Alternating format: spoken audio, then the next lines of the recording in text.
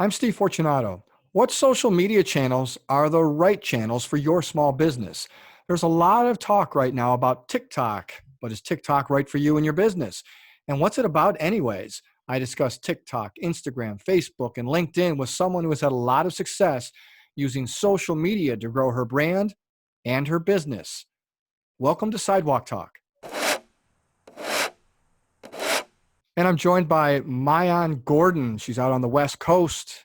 Thank you. At the time of this recording, it's 10 o'clock Eastern, 7 o'clock West Coast time. But Maayan is, she does a little bit of everything. She's a writer. She's in the glass industry. She's certainly a social media influencer and expert. And we'll get into that in a second. Maayan, thanks for joining us. Welcome to the show. Absolutely. Thank you so much for having me here. So, last I looked on one of the social platforms, TikTok, you had 1.7 million followers. And is it called a handle? Because you Yeah, have two of them. username, Okay. handle, absolutely. Yeah, you have two of them because you have another one that I had like do. 500,000 followers. Yeah. You have a good following on LinkedIn. You have a following on Instagram. Uh, but you're in the glass industry. You're a writer, you're a consultant, you are into marketing. How, give me your story. Go back 10 years. And I know that I believe, and help me out if I'm wrong here, it's social media actually started out on the Instagram side. Is that true? Absolutely. Yeah. So when I started out kind of in business, I was in the traditional school system, going to college and trying to, earn some side money to pay for pizzas and things like that. And I found that, you know, I had my laptop and I had these skills of, writing that I developed in high school, of some digital design and graphic design. And I just started looking online for, jobs that were available in the skill sets that I had.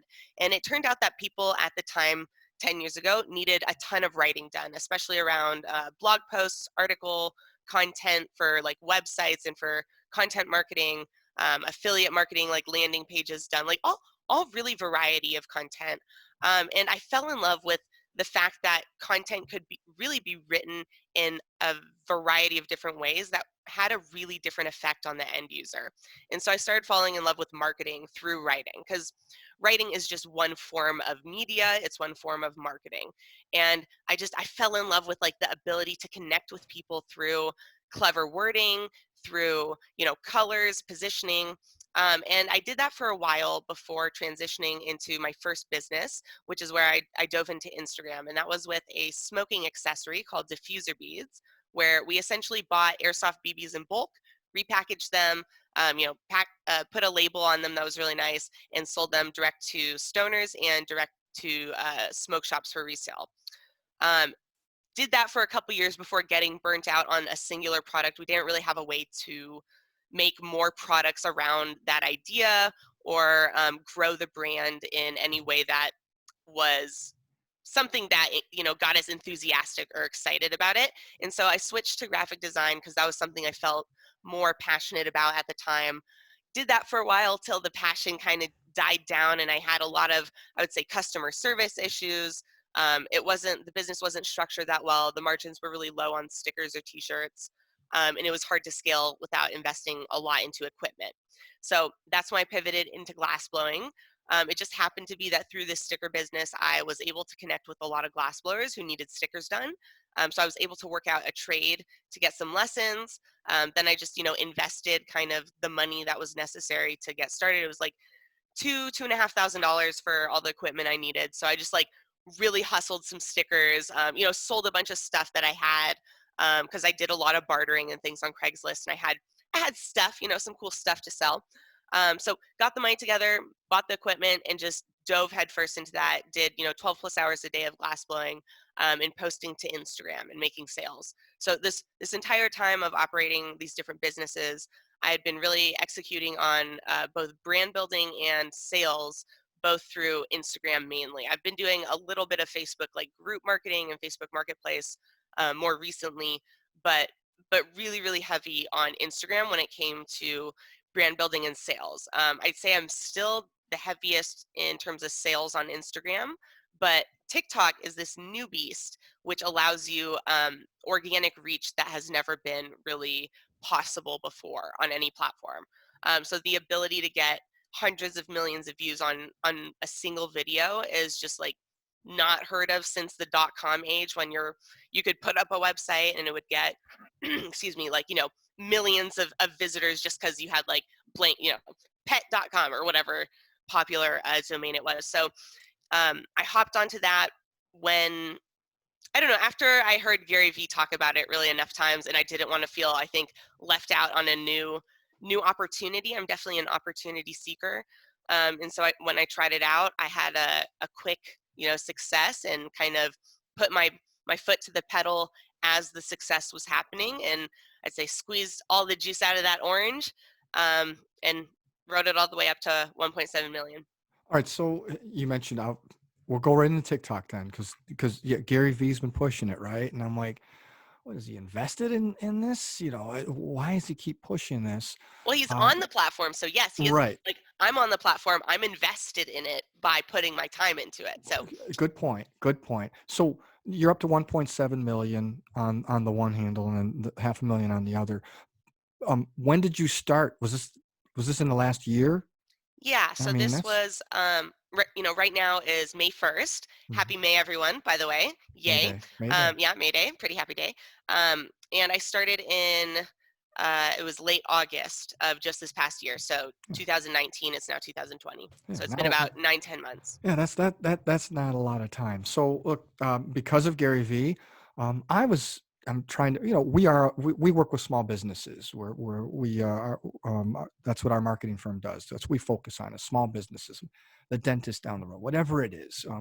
That's who we're there to help. That's our target, and that's our wheelhouse. So I'm like, well, I mean, they're asking me, well, what's this TikTok thing? And I'm like, what is this TikTok thing? So I've investigated. I found you probably on LinkedIn, right? I'm like, oh, Yep. here's a TikTok person. Maybe maybe she can help educate me. So I've gone on there. I've watched it. I've studied it. I've asked people about it. I'm going to ask you. I have to admit, I don't get it. I don't understand. I'm not sure. I don't know understand how what can a small business do on TikTok. I've seen a lot of dancing. Yeah, And so and maybe I'm not in that demo, so I'm trying to understand it, yeah. right? So help me Yeah, understand. so it's really just all about the digital transformation to short form video, and the fact that human beings don't have, in this kind of much more fast paced world than existed 50 years ago, we don't have time to watch a 60-minute video. Many of us don't even have time to watch a 20-minute video or a 5-minute long video. Um, but we all have time to watch a 10-second video, or let's say 5 10-second videos, especially if each of those videos was punchy and filled with either entertainment, educational value, or I would say empowerment or positive feeling. So that is what TikTok's all about. It's about delivering video that is very short format, typically, 10 to 15 seconds is what you're gonna see. Sometimes a little shorter, even sometimes, 6 seconds. Um, and our brains, because of how much media exists in the world today, have really adapted quickly to the information that we can get from that media, in a short amount of time. So it used to be that people thought you had to spend 60 seconds on, let's say, an advertisement to get your message across, or to get the product features or details. And really, what it turns out is you really probably only need 6 to 15 seconds to make a strong impact on someone's brain, which is what you want to do as a small business. You want to convert them into a loyal customer. You don't just want them to be a viewer, or a supporter even. You want them to be a customer. And to get them to be a customer, you have to, one, become very familiar. They have to become familiar with you. Like, they have to recognize you, typically. Um, Two, they have to like you. Like, people will not support you if they don't like you. Mm. And TikTok is a really great place to make people like you for two reasons. One, again, the inherent nature of short form video. It's kind of, I think, easier to make a short happy video than a long happy video.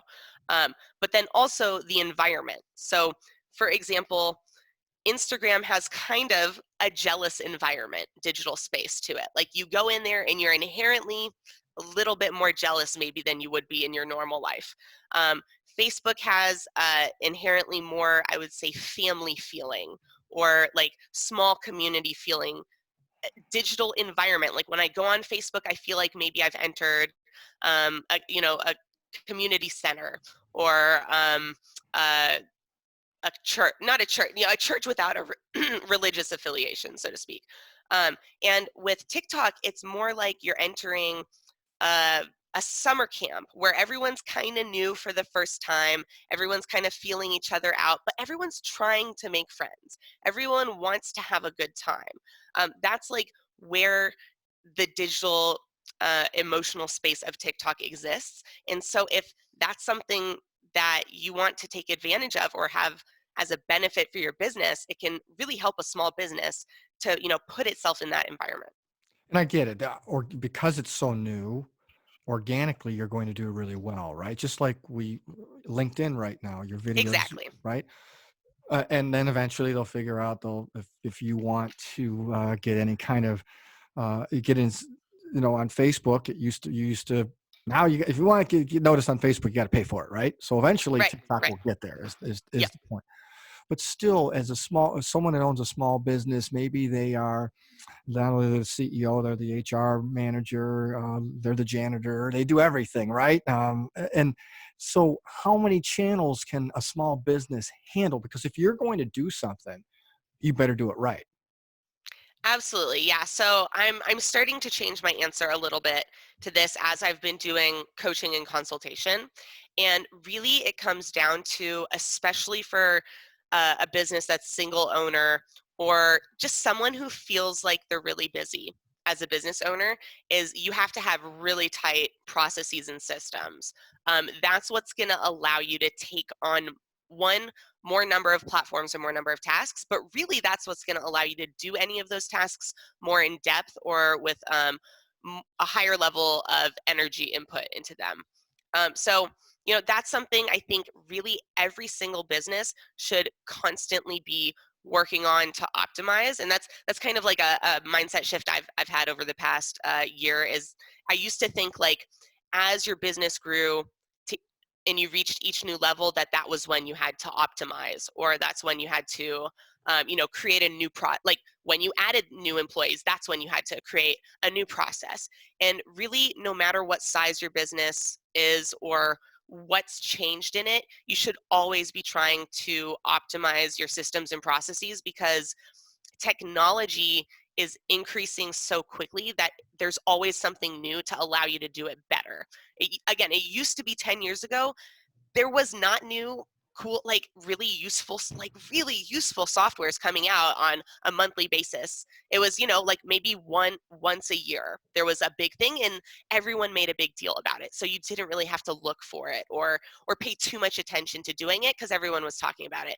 Now there's tons of tools out there you will never hear about if you don't go look for them, but they can give you a lot of advantage in the business space, especially in the digital space.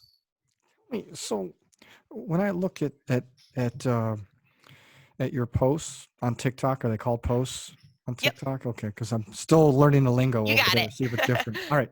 Um, the stuff from the what you do with glass and your artwork, it was mesmerized. It was beautiful. It was so well done, and I wanted more. Right. So maybe that's the short form, and I can go to another platform to see more of your work. Right. I would assume Yes. that's part of the idea. Then when it gets to the other stuff like that you would do or other people do, I still don't get it. I mean, I guess I don't know if I'm too old fashioned here. And I understand, and I would assume what we're trying to do is it's more about me and my personal brand. So I'm trying to, because we're all about storytelling, right? Right. Authentic storytelling, kind of where you were going earlier. Whether it's your personal brand, your company brand, it's not about the brand, it's not about the company, it's about people behind the brand and the company. That's Right. humans want to connect with humans. So Yes. is that the other so you can show your profession or your expertise and your creative, but then on the other side of it, you can also show your You can express personality, who your is that what it is? humanity, your yeah, Is that what it exactly. is? So Okay. it's it's a place where you don't have to have a heavily curated, produced, profile that the way that you do on Instagram. Like Instagram likes it when you post really pretty, kind of touched up, photos. Um, TikTok doesn't care about what necessarily your video looks like. Of course, now take that with a grain of salt. Like it's video based, so like what the video looks like is very important, but really the core of it is how does the video make you feel when you watch it. And TikTok uses a ton of data to be able to determine that. So if a video makes you feel something strongly, it's going to do well on the app. So if you were really surprised at the end, or if you were even to the point, right, you were maybe really disgusted, but because of that you watched the whole video. Like people don't realize what they're doing to when they're giving data or when they're behaving in a certain way, like what the ramifications of that are. The the app is really, really smart, but it's not so smart that it knows you're watching the whole video because you do like it or you don't like it. Like it goes, why would anyone watch a video logically that they don't like? And the fact is people behave illogically, and so that messes with some of the algorithm and what you're going to see. You could be like, I thought it's supposed to be a smart algorithm, how come it keeps showing me these videos? It's because you're looking at them long enough where it thinks you like them, where it goes reasonably human behavior. When you start to identify something you don't like, you swipe past it faster and faster. That's like how behavior that is good for you works, is you go, oh, I hate those, and you start to identify it and get rid of it faster. How people actually work, though, is they go, why does this keep popping up, and they'll stare at it. And so it's a great self-awareness tool in many different ways in terms of realizing what your own consumption behavior is, for videos. I know thank you. That's great insight. I want to jump in, and then we'll wrap it up to you. What's so inspiring to me and hopefully to others is your story. I mean, you're very young, um, but you are a go-getter, a hustler. This stuff doesn't just come to you. But it's Right. not like it's to me. It's the new. It's almost the new workforce. You didn't go to college for doing what you're doing, Right. right? You don't. I mean, there's no classes that you took. You have you have recognized opportunity and taken advantage of that. And I think that's a great thing. That's the American spirit. Yeah. You're recognizing what's going on. And now I check your website, blah, blah, blah, blah, blah, funnel. Well, you have a bunch of different things. I can have a membership. There's TikTokinfluencing.com. There's so you are you now have you provide content and then I can subscribe to that. So That's powerful. on my website, Yeah. it's basically, I've been on LinkedIn sharing kind of all of this insight and information, but LinkedIn's a terrible place for collecting or being able to search for people's posts. Like you, it'd be very hard for anyone to find posts I did a month ago. So I created this website where it's much, much easier to find the content that you're looking for specifically to TikTok. There's a little bit of other, platform information on there too, with like Instagram, LinkedIn, and just general marketing. But I'm really just in an active process of trying to build tools and resources for people. Gotcha. So tell me, what is your average day like now? I mean, you create content for a living and you consult. What Right. is your average day? Yeah, I'd say my average day consists of a mix between, writing posts for LinkedIn, um, creating I don't create Canva documents every day, but I do it, 1 to 2 times per week. I'll create like a deck that has, just really helpful information in it to post on LinkedIn. I'll do probably 5 to 8 TikTok posts for my own accounts and then a couple accounts that I manage. And I will do a heavy amount of answering messages and responding to comments if I can. At the same time, I take between, I would say, 2 to 6 phone calls and meetings/podcasts on a daily basis. And then I would say probably another 30 to 60 minutes of research that is specific to optimizing my business processes, or just not optimizing the process, but like going through the process of, okay, I need to organize this information in this software right now. And then I would say another probably, I try and get 1 to 2 hours of glass blowing in if I can. And then, I spend a good amount of time hanging out with my dogs. I think, like typically take them on a walk for, an hour, 1 to 2 hours a day, hanging out with my dogs. So it's a good life. I mean, well, congratulations because you've earned your success. You're a hard worker, and I appreciate that, and I appreciate you trying to educate us and inspiring those out there that are thinking I can't do this, but whatever it is, I mean, there is opportunity out there. You just have to discover it and go get it. Absolutely. I think for anyone who's having a hard time feeling confident about which direction they're going to move, or if something's an opportunity, that's, first of all, that's very normal. Like, you're not going to know until you really do it. But then also, how I overcame that when I was just starting out and really felt like I knew like very particular things in a sea of knowledge that I didn't know about, was that com- I compared things. So if you think something's a good opportunity or a bad opportunity, compare it to as many other opportunities as you can find, and that will tell you a pretty good idea as to whether or not it really is a good opportunity. And compare it on different perspective levels. So compare it on, how much competition is there? Compare it on how much revenue potential. Compare it on, like, do you have any inherent advantage? Like, compare it in many different ways, and it'll really tell you, like, is this a good idea? Is there a lot of opportunity here, or did it really not stand out above the rest of these things? I mean, the one thing I tell anyone that will listen is, uh, whether it's a social media platform or traditional media, whatever it is, and maybe it is TikTok. Uh, if your messaging isn't there, it doesn't matter. You need to be on brand. You need to have your story in place. You need to know where you're going with it and have that strategy, or it doesn't work. Yeah, Or it works the way it's supposed to, which would be poorly because you don't have an right. on-brand message. So, well, your story is fantastic. What's the best way someone can get in touch with you or learn more about you? Should we go to the website? You've got all these handles. Give them to us. Absolutely. So, best places to learn more about me would be my website. There's an entire about section that. So, just for context for the website, it is a website that has a membership component, but also a bunch of free content. So, all of the about section is free because it's about me, and it's got a list of all my podcast episodes that I'm on. This one will be on there as well. And then I'd say the best place to learn is to probably follow me on LinkedIn.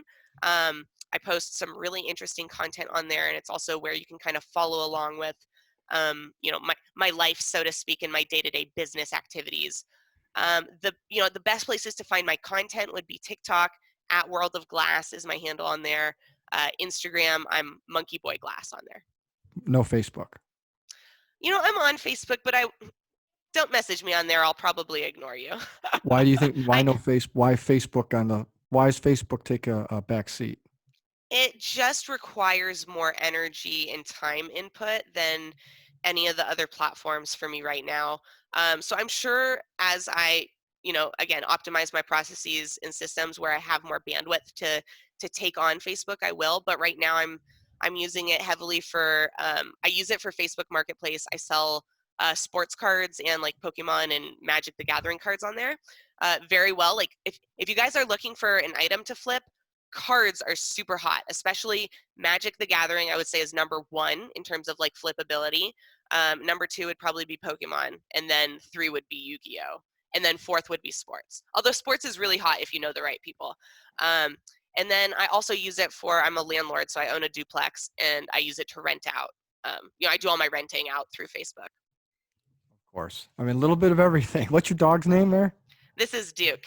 Duke. Good name. All Yep. right. So it's Maayan Gordon, but it's not. It's spelled M M-A. A A Y A N, last name Gordan. Don. You can find, yeah, you can search that on Facebook Okay. or on LinkedIn. And then you can also contact me directly via email, which is monkeyboyarts@gmail.com. Awesome. Maayan Gordon has been our guest on Sidewalk Talk. I appreciate your time, your knowledge, your input, your inspiration. Fantastic. Wish you continued success. Thank you.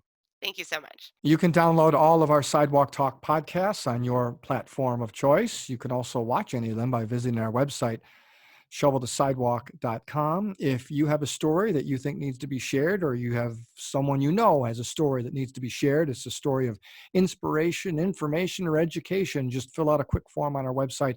We'll get back to you and we'll set up an interview for our next and upcoming episode. Thanks again for watching, listening, and participating. I'm Steve Fortunato, and this has been Sidewalk Talk.